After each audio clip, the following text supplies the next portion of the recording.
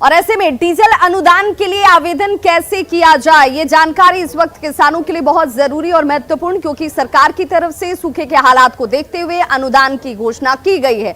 आधार number के अनुसार ही आप अपना नाम लिखें, क्योंकि आप तभी अनुदान पाने के हकदार होंगे। उसी बैंक खाते का विवरण दें जो आधार से लिंक हो, यानी जिसे आपने आधार में इंगित कराया हो उसी बैंक खाते की जानकारी दें। आवेदन से पूर्व डीजल रसीद को जेपीईजी फॉर्मेट में स्कैन करें, यानी डिजिटल जो रसीद मिलती है उसी रसीद को आप यहां पर लगाएं। डीजल रसीद का स्कैन फाइल 100 KB तक ही रखें। रसीद जेपीईजी फॉर्मेट में 100 KB तक ही रखना अनिवार्य है। आवेदन में आप अपना खाता नंबर, खेसरा नंबर जरूर डालें। सिंचाई रकबा, डीजल पावती रसीद को आप अपलोड करें। डीजल की सिर्फ कंप्यूटराइज रसीद ही मान्य होगी, इस बात को जरूर ध्यान में रखें। हाथ से लिखे हुए डीजल की रसीद आप बिल्कुल न लें। हाथ से लिखा हुआ रसीद यहां मान्य नहीं होगा और इससे आपको अनुदान की राशि प्राप्त नहीं होगी, आपका आवेदन स्वीकार्य नहीं होगा। इन बातों को ध्यान में रखना किसानों के लिए जरूरी है।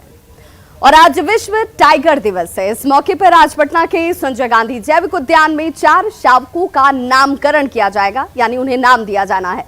जू से आई तस्वीरें बेहद सुखद, आपके टीवी स्क्रीन पर ये तस्वीरें जहां पर 4 नन्हे शावक अपनी मां के साथ मस्ती और अटखेलियां करते हुए आपको दिख रहे होंगे। पटना चिड़ियाघर में शावकों के माता पिता नकुल और संगीता को साल 2019 में तमिलनाडु के अरिगनर अन्ना जूलॉजिकल पार्क वांडलूर से पटना चिड़ियाघर लाया गया था। ये चारों नन्हे शावक स्वस्थ हैं और जमकर अपनी मां के साथ मस्ती और खेलकूद करते हुए इन तस्वीरों में आपके सामने।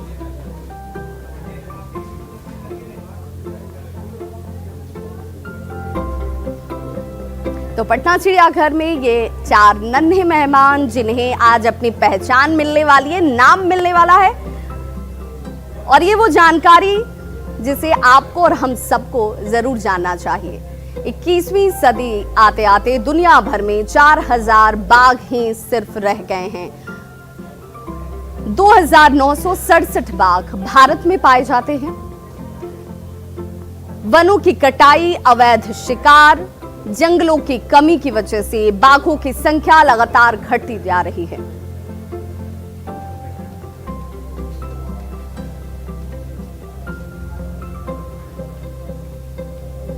तो बाघों का संरक्षण और उनके संख्या में बढ़ोतरी हो, ये सुनिश्चित करना हम सबकी जिम्मेदारी है। और ये वो खूबसूरत तस्वीर जहां 4 नन्हे शावक जो हैं वो पटना जूलॉजिकल पार्क में आज इन्हें अपना नाम, अपनी पहचान मिलने वाली है। इनका नामकरण किया जाने वाला है। और बाघ दिवस क्यों मनाया जाता है ये भी जान लीजिए। 1 सदी पहले दुनिया में 1 लाख से ज्यादा बाघ हुआ करते थे, लेकिन ये हुआ करते थे। 21वीं सदी आते आते दुनिया भर में 4000 बाघ सिर्फ रह गए। ये हमारे और आप सबके लिए चिंता का विषय, जिसमें 2967 बाघ भारत में पाए जाते हैं। वनों की कटाई, अवैध शिकार, ये वो वजह हैं, जंगल की लगातार घटती संख्या, और इस वजह से बाघों की संख्या कम होती चली गई। संख्या घटती रही तो बाघ चित्रों में ही रहकर सिमट गए। बाघों का संरक्षण और संख्या में बढ़ोतरी बेहद जरूरी है। बाघों को बचाने के लिए इंटरनेशनल बाघ दिवस मनाया जाता है। बाघों की महत्ता को आप समझ पाएं, इसलिए इस दिन को इस रूप में मनाने की कोशिश की गई। लोगों में जागरूकता फैलाने के लिए बाघ दिवस मनाया जाने लगा। रूस के पीटर्सबर्ग में टाइगर समिट में इसकी मान्यता हासिल होती है। WWF के मुताबिक कुछ हाल में बाघों की संख्या, और हाल के वर्षों की बात करें तो 95% तक घट गई। बाघों की आबादी 13 देशों तक सीमित रह गई है। भारत, बांग्लादेश, भूटान, कंबोडिया, चीन, इंडोनेशिया में बाघ पाए जाते हैं। मलेशिया, म्यांमार, नेपाल, रूस, थाईलैंड और वियतनाम में भी बाघों की संख्या दिखती है। इसीलिए बाघों को बचाना है और